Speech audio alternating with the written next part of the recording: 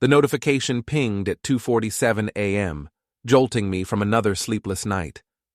My wife Melissa's location had glitched again, showing the Marriott downtown instead of her mother's house where she claimed to be staying for a few days to help with Dad's medical appointments. Before we dive deeper into this story, I have one small request. Please subscribe, drop a like, comment, and hit that hype button to boost this channel so more people can discover these incredible Reddit stories. I stared at my phone screen, watching that little blue dot pulse mockingly from room 167. If she's at her mom's house, then I'm the Queen of England. Sure, I texted back to her earlier message about needing space to think about us. The sarcasm felt good rolling off my thumbs. Jack Morton, project manager for Henderson Construction, wasn't known for being a pushover. But apparently, my wife of 8 years had missed that memo. I'd been suspicious for weeks. The late nights at HR conferences, the new lingerie I never saw her wear, the way she'd started putting her phone face down during dinner. Classic cheating wife behavior straight out of a bad movie script. Except, this was my life, not some Netflix drama. By morning, I had a plan. Marty Kowalski owed me a favor from college, back when I'd covered for him during his messy divorce. Now he ran a small private investigation firm downtown, specializing in domestic situations. Perfect. You sure you want to know? Marty asked when I called him at 7 a.m. sharp. I'm sure I already know, I just need proof. Fair enough, give me 6 hours. I spent those 6 hours doing what I did best, planning. 20 years in construction teaches you that every job needs proper preparation. You don't just swing a hammer and hope for the best. You measure twice, cut once. By 1 p.m., Marty had what I needed. Room 167, Marriott downtown, he said, sliding a manila envelope across the table at Rosie's diner. She checked in yesterday at 3:15 p.m., wasn't alone. The photos told the whole story. Melissa, looking radiant in a way I hadn't seen in months, walking hand in hand with Todd Jensen. TJ, as his friends called him. Sleazy sales consultant, drove a silver Mercedes, thought his shit didn't stink. Married, of course. They always were. How long you think this has been going on? I asked. Based on the hotel records I could access. At least 3 months. Same room every time. They're creatures of habit. Creatures. That felt about right. I didn't cry. Didn't punch walls or throw things. Instead, I went home and pulled out my laptop. Time to get organized. First, I gathered everything. Bank statements showing mysterious cash withdrawals, credit card bills with charges I didn't recognize, phone records with deleted call logs. Melissa had been sloppy, probably thinking I was too stupid or too trusting to notice. Next, I called my lawyer, Dave Brennan, another old friend who specialized in divorce cases. How fast can you draw up papers? I asked. If you've got grounds and documentation, 24 hours. I've got grounds and documentation. Bring everything tomorrow morning. We'll make this quick and clean. Clean. I liked that word, but I wasn't feeling particularly clean about this situation. Melissa had made a fool of me for months, lying to my face every single day, playing the devoted wife while screwing around with Mr. Mercedes in hotel rooms. That night, she called. Hey, honey, how was your day? The casual tone made me freeze, like butter wouldn't melt in her mouth. Oh, same old stuff. How's your mom doing? She's hanging in there. Dad's appointments are really wearing her down. Lie. Her parents were on a cruise in the Caribbean. I'd seen the Facebook photos her sister posted. That's rough. When do you think you'll be home? Maybe tomorrow night? I hate being away from you. Another lie. She was probably planning to spend tomorrow night in room 167 again, doing things with TJ that she hadn't done with me in over a year. Take your time, I said. I'll be here. After hanging up, I poured myself 3 fingers of bourbon and sat in my workshop, surrounded by tools that never lied, never cheated, never pretended to be something they weren't. A hammer was a hammer. A saw was a saw. Simple, honest, reliable. Unlike my wife. My phone buzzed with a text from an unknown number. You don't know who you're messing with. I stared at the message, then smiled. Actually, I was pretty sure I knew exactly who I was messing with, and more importantly, they had no idea who they were messing with. Jack Morton wasn't going down without a fight. The next morning, I met Dave at his office with a box full of evidence. Bank statements, credit card bills, hotel receipts I'd found stuffed in Melissa's gym bag, and Marty's photographs. Jesus, Jack. She really didn't try to hide this, did she? Guess she figured I was too dumb to notice. Dave spread everything across his conference table like he was laying out blueprints. We can have her served by this afternoon. Where do you want it done? I thought about that. Home would be private, safe. Her office would be embarrassing but professional. But room 167? That would be poetic justice. The Marriott, room 167, right after she checks in for round 2. Dave raised an eyebrow. You sure about that? I'm sure about everything. By 4 p.m., it was done. Melissa had been served divorce papers while still in her bathrobe, probably expecting room service. Instead, she got a process server and a front row seat to the end of her marriage. My phone exploded with calls and texts. I blocked her number after the 15th missed call. But TJ? TJ. I left unblocked. I wanted to hear what he had to say. He didn't disappoint. This is Todd Jensen. We need to talk. Do we? Look, I don't know what you think you know. I know you've been screwing my wife in room 167 for the past 3 months. I know you drive a silver Mercedes, license plate TJ Sales. I know you're married to Rebecca Jensen, who works at First National Bank and has no idea her husband is a cheating piece of garbage. Silence. Still think we need to talk? I asked. You're making a big mistake. The only mistake I made was trusting my wife, but that's been corrected. I hung up and called Marty. I need more information on Todd Jensen, everything you can find. Already on it. Guy's got more skeletons than a medical school. Give me another day. While Marty worked his magic, I started phase 2 of my plan. If Melissa wanted to play games, I'd show her what a real player looked like.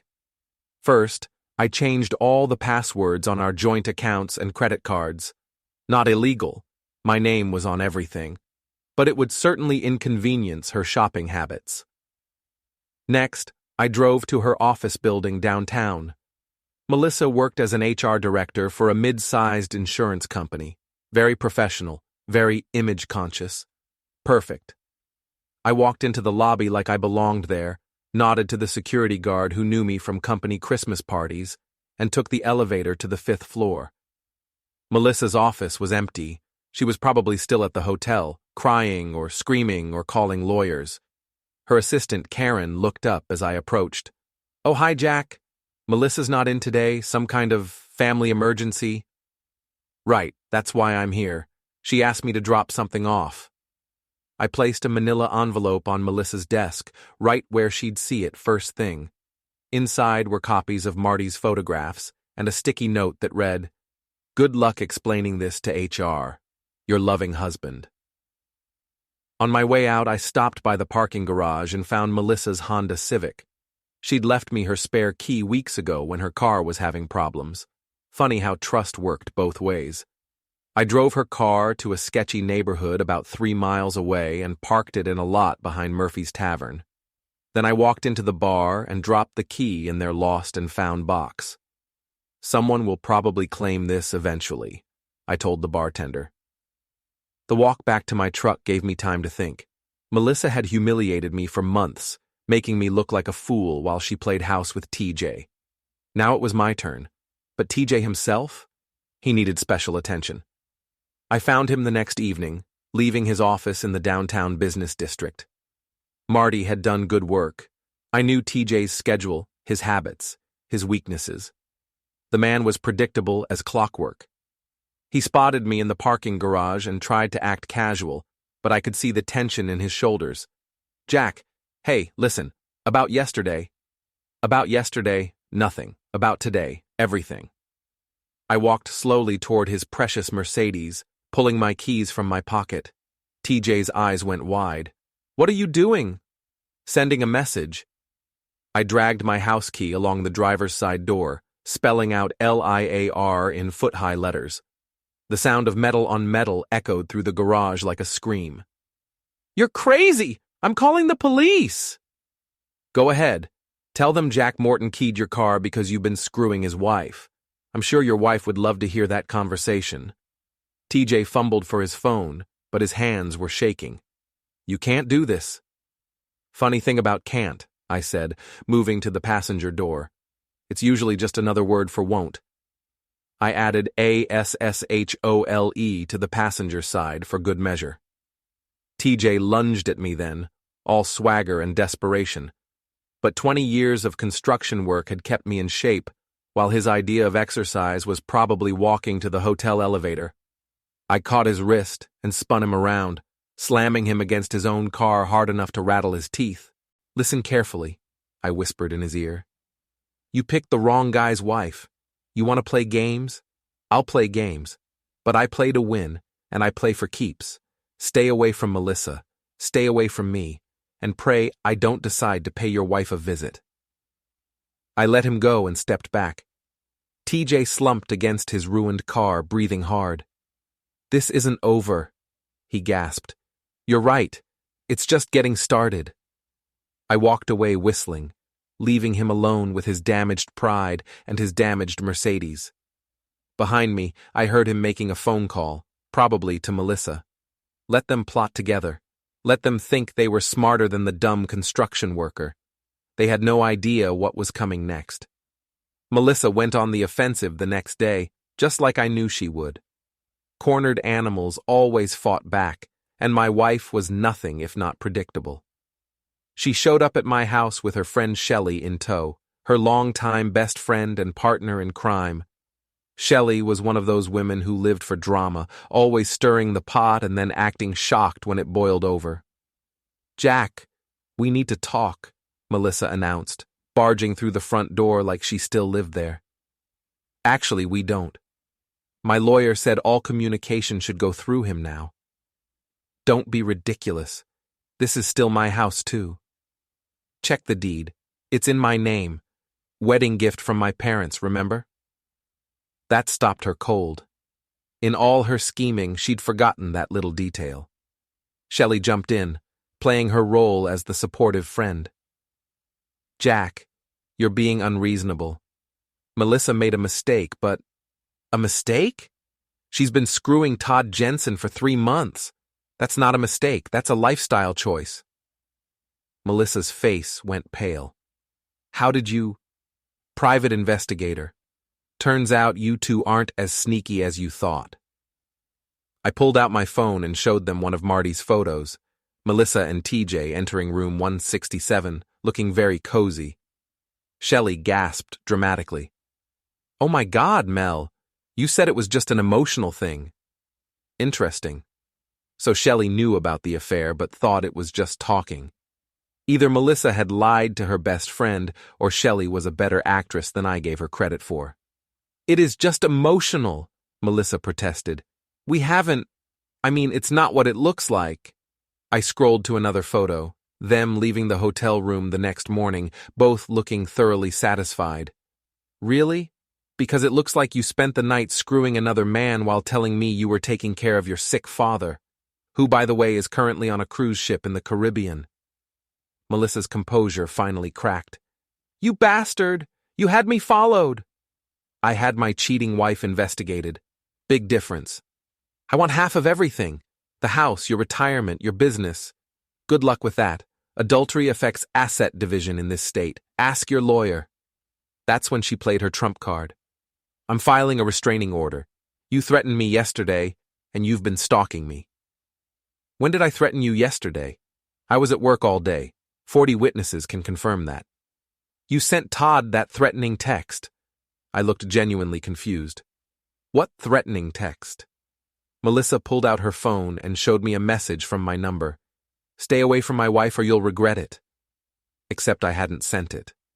Mel, I said slowly, I didn't send that text. Shelley was looking back and forth between us, like she was watching a tennis match. Then who did? Good question. Someone was playing games, and it wasn't me. My phone rang. Marty. Jack, we need to meet. Now. I've got information about your boy TJ that changes everything. Can it wait? Trust me, it can't wait. I looked at Melissa and Shelley. Ladies, this conversation is over. Mel, you've got 24 hours to get your stuff out of my house. After that, the locks get changed. You can't do that. Watch me. I left them standing in my living room and drove to meet Marty at our usual spot, Rosie's Diner on the edge of town. What's so urgent? I asked, sliding into the booth across from him. Marty pulled out a thick folder. Todd Jensen isn't just cheating on his wife. He's cheating on everybody. Meaning? Meaning he's got at least 3 other women on the hook. All married, all thinking they're his one true love. And get this, he's been blackmailing 2 of them. I felt my pressure spike. Blackmailing them how? Photos, videos, threatening to tell their husbands unless they pay up. One woman's been giving him $500 a month for the past year. Son of a bitch. It gets worse. I think he's planning to do the same thing to Melissa. That explained the fake text message. TJ was setting up a narrative where I was the dangerous, unstable husband. Melissa would be the poor, frightened wife who needed protection, and TJ would be her knight in shining armor. What kind of evidence do you have? Marty slid the folder across the table.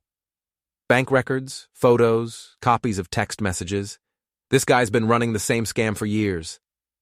I flipped through the documents, my anger building with each page. TJ wasn't just a cheater, he was a predator. There's something else, Marty said. One of his other victims? Her husband found out and confronted TJ last month. What happened? Husband ended up in the hospital. Broken ribs, concussion. TJ claimed self-defense, said the guy attacked him with a tire iron. Did he? Security footage says otherwise, but TJ's got connections, good lawyers. Case was dropped. I closed the folder and leaned back in the booth. This wasn't just about my marriage anymore. TJ was dangerous, and Melissa was walking into a trap. Despite everything she'd done to me, I couldn't let that happen. I need to warn her, I said. You sure about that, after what she put you through? I thought about it for a long moment. Melissa had betrayed me, lied to me, humiliated me. She was planning to take me to the cleaners in divorce court, but she was still human, and TJ was a predator. I'm sure. I drove back to the house, hoping Melissa was still there. Her car was gone, but Shelley's Honda was still in the driveway. I found Shelley in the kitchen, making coffee like she owned the place. Where's Mel? She went to meet Todd, said they needed to figure out their next move. Shelley, listen to me very carefully. Todd Jensen is dangerous. He's been blackmailing married women for years. She laughed. Oh, please, Jack. You're just jealous. I pulled out Marty's folder and spread the evidence across the kitchen table. Look at this. Really look at it. Shelley's expression changed as she read through the documents. Oh my God. Is this real? Very real. And Melissa is walking into his trap right now. We have to warn her. Where did they go? The construction site. Your construction site. Todd said it would be private. The Henderson construction site was 20 acres of half-built condominiums on the edge of town. Isolated, no security, plenty of places to hide a body. Call her, now. Shelley dialed Melissa's number. It went straight to voicemail. She's not answering. I was already grabbing my keys. Stay here. Call the police if you don't hear from me in an hour. Jack, wait! But I was already out the door, racing toward what might be the most important construction project of my life, saving my cheating wife from a predator. The Henderson construction site looked like a graveyard in the darkness, half-built skeleton structures reaching toward the cloudy sky like broken bones. I parked my truck at the main entrance and eliminated the engine, listening. Voices carried on the night air. Melissa's, high and frightened, and TJ's, smooth and controlling. They were somewhere in the maze of unfinished buildings, probably in Unit 12, where we'd been installing the electrical systems. I grabbed a flashlight from my toolbox and made my way through the construction debris, staying low and quiet. 20 years of job sites had taught me how to move without making noise. "Told you this would work out," TJ was saying as I got closer. "Your husband's going to look like the crazy one. Threatening texts, stalking behavior, history of violence." "Jack's never been violent," Melissa protested. "That's not what the police report will say. I've got witnesses who'll testify he attacked me in the parking garage yesterday." I peered around a stack of drywall and saw them in what would eventually be someone's living room. TJ had Melissa backed against a wall, his body language aggressive and intimidating. "I don't like this, Todd. Maybe we should just..." "Should just what? Go back to sneaking around hotel rooms? You want more than that, don't you, baby?" His hand moved to her throat, not quite choking, but definitely threatening. "You want the house, the money, the whole package. I can give you that. But you have to trust me. You're scaring me." "Good. Fear keeps you focused." That's when I saw the camera on a tripod in the corner, red light blinking. He was recording this, setting up Melissa for blackmail just like his other victims. I'd seen enough. "Evening, folks." TJ spun around, his face going white in my flashlight beam. "Jack, what are you doing here?" "Funny story. I was in the neighborhood and heard voices. Thought maybe we had vandals." I stepped into the room, keeping the light trained on TJ's face. "But it's just my wife and her boyfriend having a romantic evening in my construction site." "How sweet." "We were just talking," Melissa said quickly. "I can see that. Very intimate conversation." I nodded toward the camera. "Home movies, TJ? That's a new twist." TJ tried to regain control of the situation. "You're trespassing, Jack. This is private property." "Actually, it's my property. Henderson Construction, remember? I'm the project manager. You need to leave. Now." "Or what? You'll call your lawyer? File another fake police report?" TJ's hand moved toward his jacket pocket. I tensed, ready to move, but he just pulled out his phone. "I'm calling 911. This man is threatening us." "Go ahead. Tell them Jack Morton is on his own job site, talking to his cheating wife and her blackmailing boyfriend." "Blackmailing?" Melissa looked confused. I pulled out Marty's folder and tossed it at her feet. "Take a look, Mel. See what kind of man you've been sleeping with." While she read, I kept my attention on TJ. He was calculating, looking for an angle, an escape route. "This is fake," he said. "Jack's trying to frame me. Bank records are fake, police reports are fake, photos of you with 3 other married women are fake." Melissa looked up from the documents, her face pale. "Todd, what is this?" "It's lies, baby. He's desperate." "Sarah Martinez, Jennifer Walsh, Patricia Coleman," I read from the folder. "Ring any bells, TJ? How about the $500 a month you've been bleeding from Sarah, or the hospital visit Jennifer's husband got when he found out?" TJ lunged for the camera, probably trying to destroy the evidence. I was faster. We collided in the middle of the room, both of us going down hard on the concrete subfloor. TJ was desperate now, fighting like a cornered animal. He caught me with an elbow to the ribs, but I managed to grab his wrist before he could reach whatever was in his jacket pocket. We rolled across the floor, knocking over tools and construction materials. "Stop it!" Melissa screamed. "Both of you, stop!" TJ broke free and scrambled toward the door, but I tackled him from behind. This time I got a good grip and hauled him to his feet. "Let me go, you psycho!" "Not until you explain the camera. What were you planning to do with that recording?" "I don't know what you're talking about." I dragged him over to the tripod and hit the playback button. His own voice filled the room. "Fear keeps you focused." "Insurance policy," he gasped, in case she tried to back out. "Back out of what?" "The plan. Frame you for domestic violence, get a restraining order, take everything in the divorce. Melissa stared at him in horror. You said we were just going to get evidence of Jack stalking us. I lied. I lie to everyone, sweetheart.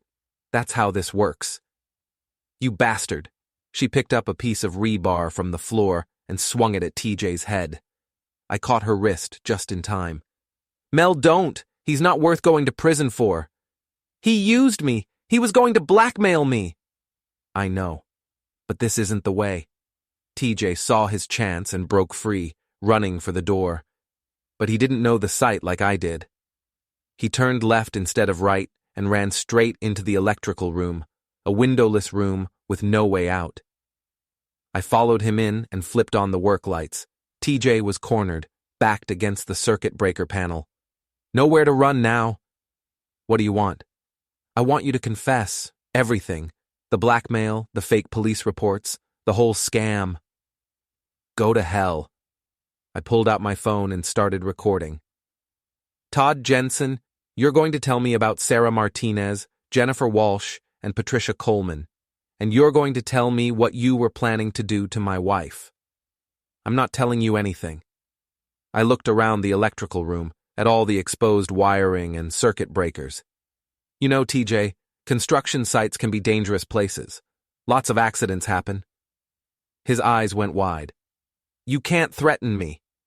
I'm not threatening you. I'm educating you. See that breaker panel behind you? It's not properly grounded yet. One wrong move and... I made a sizzling sound. You're bluffing. Am I? I reached for the main breaker switch. TJ cracked. Okay, I'll talk. Just don't touch anything. For the next 10 minutes, TJ confessed everything. The blackmail scheme, the fake evidence against me, his plans for Melissa, all of it recorded in high-definition video. When he was done, I turned off the phone and smiled. That wasn't so hard, was it? TJ slumped against the wall, defeated. What happens now? Now you're going to make things right. The next morning, I had everything I needed to destroy Todd Jensen's life the same way he'd destroyed others.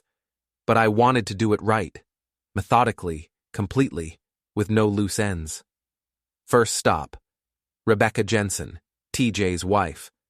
She lived in a pristine suburban house with a perfectly manicured lawn and a silver BMW in the driveway. Everything about the place screamed, respectable professional couple.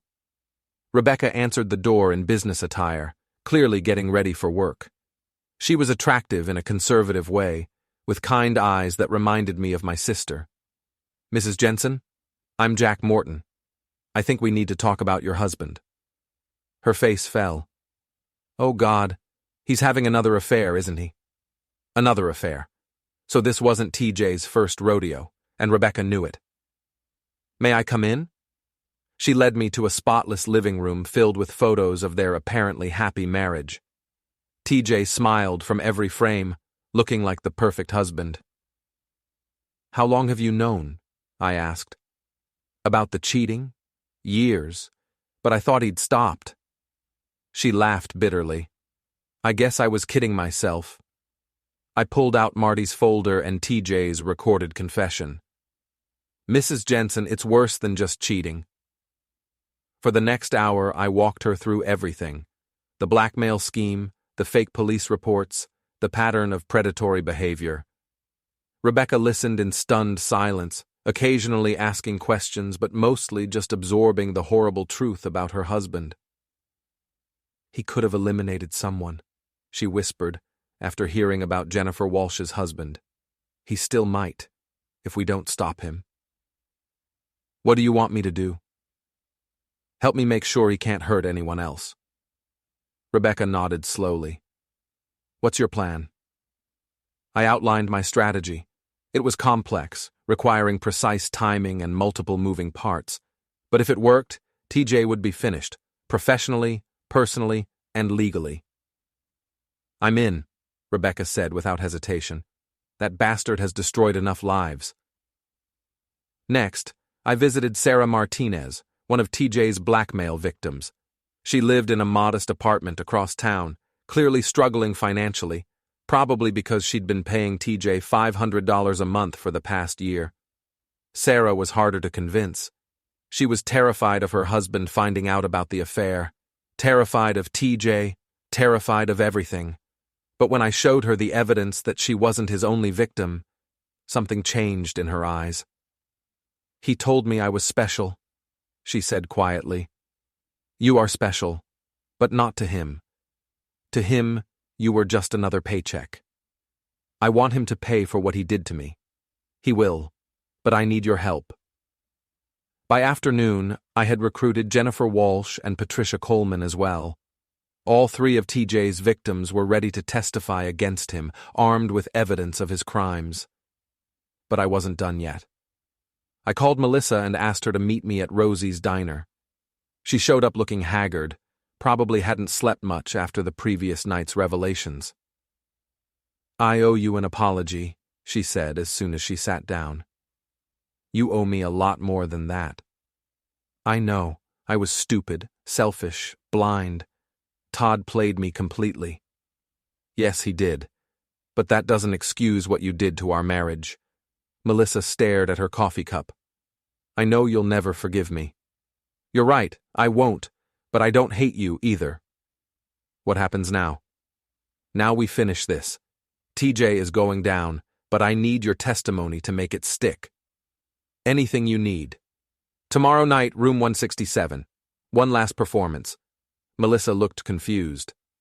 "What do you mean?" I explained my plan. It was risky, requiring Melissa to play along with TJ's schemes one more time. But it would give us everything we needed to destroy him completely. "He'll be suspicious," she said. "Let him be. We've got him either way."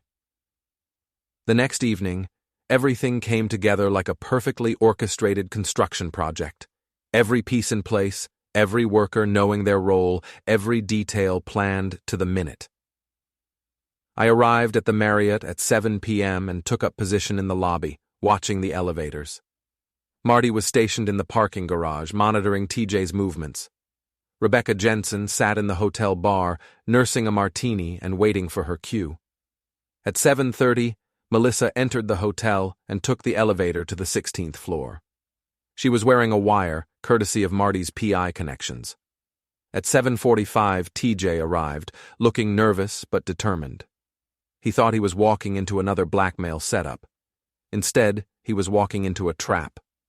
Room 167 had been prepared with hidden cameras and recording equipment. Everything TJ said and did would be captured in high definition. Through my earpiece, I heard Melissa greet him. "Todd, thank God you're here. I've been so scared since last night." "It's okay, baby. Everything's going according to plan." "What plan? You never told me the whole plan." "The plan to destroy your husband and take everything he has." Perfect. He was already incriminating himself. For the next 20 minutes, TJ laid out his entire scheme. How he'd manipulated Melissa into the affair, how he'd planned to blackmail her, how he'd used the same tactics on other women. All of it recorded, all of it admissible in court. Then came my favorite part. "Todd," Melissa said, "there's something I need to tell you." "What?" "Jack knows everything. About the blackmail, about your other victims, about your plans for me." TJ's voice went cold. "What are you talking about?" "I'm talking about this." The sound of papers rustling came through my earpiece. Melissa was showing him copies of all our evidence. "You set me up," TJ snarled. "We set you up. Jack and I may be getting divorced, but we're not going to let you destroy other people's lives." "You stupid bitch! Do you have any idea what you've done?" That was my cue. I took the elevator to the 16th floor, followed by Rebecca Jensen, Sarah Martinez, Jennifer Walsh, Patricia Coleman, and Detective Mike Harrison from the City Police Department. We found TJ trying to force his way out of room 167, but Melissa had chained the door from the inside. He was trapped like a rat. "Todd Jensen," Detective Harrison announced. "You're under arrest for extortion, blackmail, and conspiracy to commit fraud." TJ's face went white, as he saw all his victims standing in the hallway. "This is entrapment. This is justice," Rebecca said quietly. As the police led TJ away in handcuffs, he looked back at me with pure hatred in his eyes. "This isn't over, Morton." "Yeah, it is." And it was. TJ was convicted on multiple felony counts and sentenced to 8 years in prison. His assets were seized to pay restitution to his victims. His reputation was destroyed, his career finished, his life in ruins. Melissa and I divorced quietly, splitting our assets fairly. She moved to another state, started over with a new job and a new life. We never spoke again. 6 months later, I was sitting in my workshop when the phone rang. It was Sarah Martinez. "Jack, I just wanted to thank you again, for everything." "You don't need to thank me, Sarah. We all did what needed to be done." "No, you did more than that. You gave us our lives back." After hanging up, I poured myself a bourbon and looked around at my tools. Honest tools, reliable tools, tools that never lied or cheated or betrayed trust. Todd Jensen had thought he was smarter than everyone else, that he could manipulate and control and destroy without consequences. But he'd made one crucial mistake. He'd messed with the wrong guy's wife. And in construction, when you make a mistake that big, the whole project comes crashing down.